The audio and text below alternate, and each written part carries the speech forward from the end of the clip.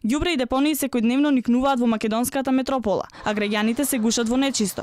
Револтирани и разочарани, велат градот никогаш не бил вака нечист, а корпите за отпадоци во општината се реткост. Колку е чист градот? Не. Погледнете околу нас само. И тоа ви знае колку е чист градот. Се гледа дека нешто се работи, ама колку, не знам.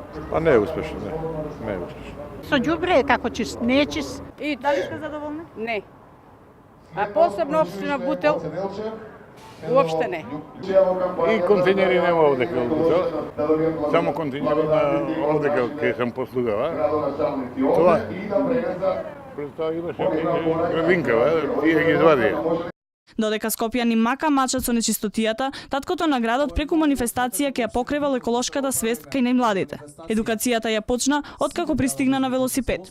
Изминатите децении во северниот дел на градот воопшто не е работено на инфраструктура и тоа е нешто што изминатава година и пол како сум градоначалник гледам сериозно да го поправиме.